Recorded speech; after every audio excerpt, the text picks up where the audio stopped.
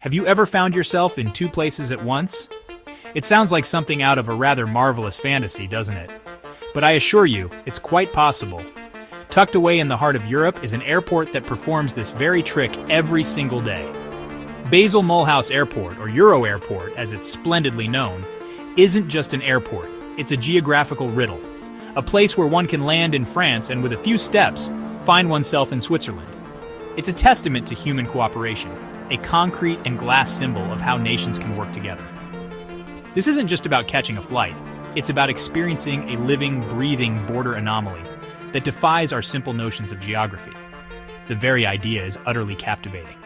An entire airport, bustling terminals, sprawling runways, and the constant hum of jet engines sits squarely on a border. It is entirely located on French soil, yet it is operated jointly by both France and Switzerland. Imagine the negotiations, the treaties, the sheer willpower it must have taken to bring such a project to life. It was born from necessity after the Second World War, when the Swiss city of Basel needed a modern airport but simply lacked the space. Its neighbor, France, had the land. And so, a rather brilliant and uniquely European solution was forged, creating a space that belongs to both, and yet in some ways to neither. When you arrive, the duality is immediately apparent. On one side, you have the French sector, French customs, French car hire companies, signs pointing you towards French towns. Walk across an invisible line within the same building and suddenly, everything changes. You are in the Swiss sector. The signs are in German, the currency is the Swiss franc, and the customs officers wear Swiss uniforms. It's a place where you can have a croissant in France and then pop over for some Swiss chocolate without ever stepping outside. This unique arrangement makes EuroAirport a gateway not just to one country but to three: Basel, Mulhouse, Freiburg. It serves a tri-national metropolitan region, a bustling hub of culture and commerce that transcends borders. For the millions of passengers who pass through its halls each year, it offers unparalleled convenience. But for a curious traveler like myself, it offers something more. A glimpse into a world where lines on a map are wonderfully, beautifully blurred, and the spirit of collaboration soars higher than any airplane. It's a little piece of geopolitical theater played out on a grand international stage. The story of how this airport came to be is a lesson in post-war pragmatism and extraordinary vision. After 1945, the city of Basel desperately needed to expand its air travel capabilities. Basel, Swiss industry. Basel, pharmaceuticals. Its existing airfield was simply too small and hemmed in by the city's growth. The logical solution lay just across the border in France's Alsace. Ample flat land for long runways. It was a time for rebuilding and looking forward. This spirit of cooperation led to the signing of the Franco-Swiss Treaty in 1949. It was an ingenious diplomatic solution, balancing sovereignty with shared needs. This wasn't just an airport, it was a bridge between two nations. The result is a fascinating dance of laws and logistics. The airport has two IATA codes: BSL, Basel, Swiss side; MLH, Mulhouse, French side. A flight arriving from Paris is treated as a domestic French flight. A flight arriving from Zurich is treated as a domestic Swiss flight. Passengers can choose which country's customs and immigration they exit through. This dual nature extends to policing. French gendarmes patrol their sector. Swiss border guards patrol theirs. Even the electricity is supplied by both French and Swiss grids as a fail-safe. This intricate arrangement is a marvel of international administration. A binational commission oversees the airport. It's a constant negotiation, a perpetual balancing act. Think of the complexities: employment laws, taxation, security protocols. Yet for the average traveler, it all works with remarkable smoothness. Walking through the terminal of EuroAirport is an experience unlike any other. It feels like a living diagram of international relations. The main departures and arrivals hall on the third floor is a neutral zone, a sort of international no man's land where cultures and languages mingle freely before passengers are funneled towards their respective national exits. The division is most tangible on the ground floor arrivals area. A simple partition, almost comically understated, separates the French side from the Swiss side. On one side, the signs welcome you to France, on the other, to Switzerland. It's a physical manifestation of a political agreement, a line you can literally step across. Imagine you've just landed and are collecting your luggage. You grab your suitcase from the carousel and are immediately faced with a choice.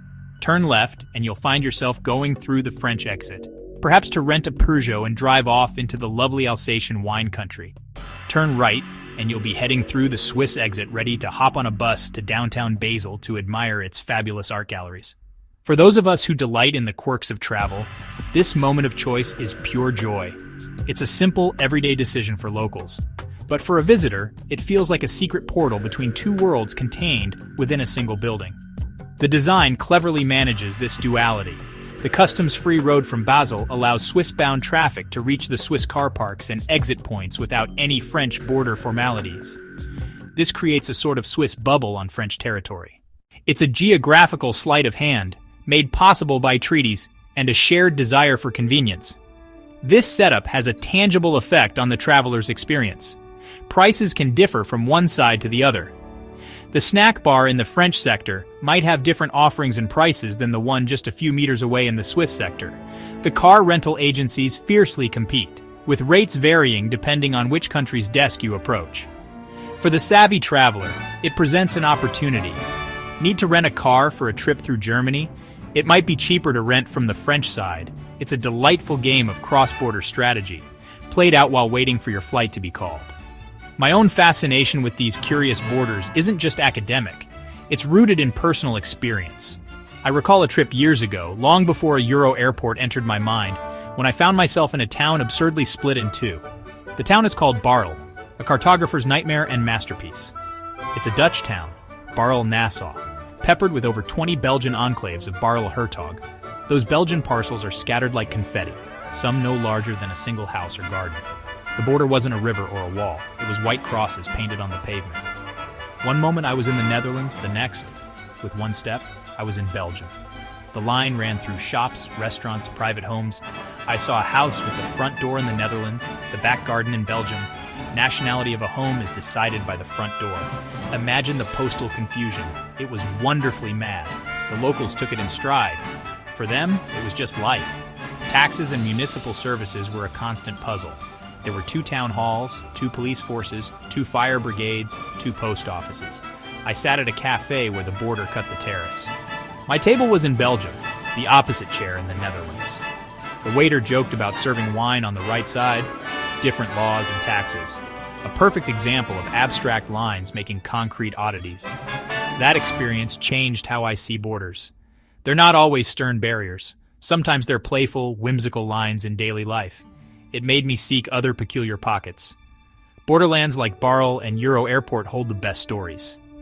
They challenge assumptions and show the world is more complex than a map suggests. The delightful peculiarity of EuroAirport is not entirely unique, though it is certainly one of the most prominent examples. The world is dotted with other such border anomalies, each with its own strange and wonderful story. Take, for instance, the airport in Lloydminster, a city that straddles the provincial border between Alberta and Saskatchewan in Canada. The single runway of Lloydminster Airport, YLL, runs directly along the 4th meridian, which marks the border. Landing a plane there means you are quite literally touching down in 2 provinces at the same time. It's a place where a pilot has to be mindful of 2 different sets of provincial regulations. This division in Lloydminster affects more than just the airport. The entire city is split. To level the playing field, the entire city has been granted a special tax exemption. It's a classic Canadian compromise. Another fascinating case can be found between the United States and Canada. The library's entrance is in the United States, but the main collection of books is in Canada. It has been called the only library in America with no books and the only opera house in America with no stage. Built to serve both communities, a symbol of friendship. Canadians can enter from their side without customs if they return immediately. During the pandemic, families spoke across the line, a loophole of humanity. These places are not just oddities, they are lifelines. These border-straddling marvels, from airports to libraries, force us to reconsider what a border truly is. We are so accustomed to thinking of them as rigid, impenetrable lines of division. Checkpoints, fences, formality. They are the edges of our national identities, the places where us ends and them begins.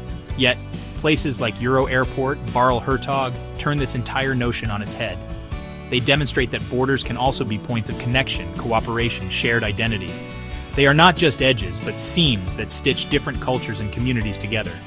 The existence of such places is a triumph of diplomacy over division.